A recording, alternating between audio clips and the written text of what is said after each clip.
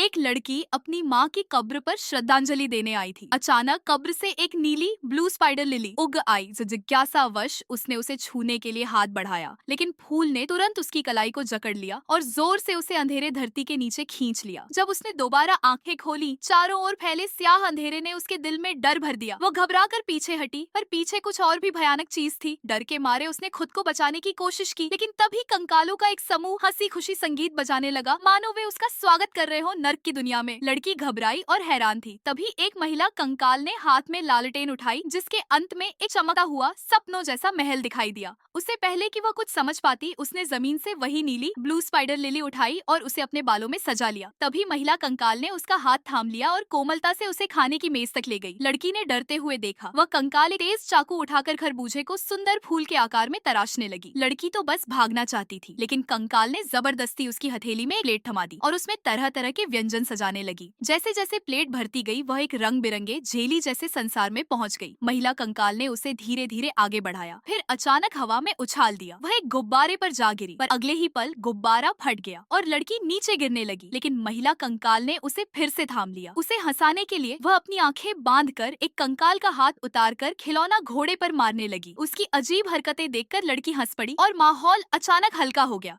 उसने भी पास पड़े एक हड्डी का टुकड़ा उठाया और खेल में शामिल हो गई। अब उसे समझ आया, ये डरावनी नहीं, प्यारी थी। दोनों साथ खेलने लगी और बहुत दिनों बाद लड़की को असली खुशी महसूस हुई। महिला कंकाल उसे एक नकाबपोश नृत्य समारोह में ले गई, जहाँ लड़की खुलकर झूमने लगी। लेकिन अचानक उसने गौर किया, वो महिला असल में उसकी माँ थी। भावनाओं से भरकर वह माँ की बाहों में दौड़ पड़ी। माँ ने उसे प्यार से गले लगाया। लड़की को डर था कि ये सपना न हो कि माँ फिर से खो न जाए। माँ ने मुस्कुराते हुए उसका चेहरा सहलाया और वही नीली स्पाइडर लिली उसके बालों में सजा दी। लड़की ने उसे कसकर गले लगाया, पर अगले ही पल वो फिर से हकीकत में लौट आई। ठंडी हवा में अकेली खड़ी थी, लेकिन जब उसने अपने सिर पर वही फूल देखा तो मुस्कुरा उठी, क्योंकि अब उसे पता था माँ कभी दूर नहीं गई थी, वो हमेशा उसके साथ थी।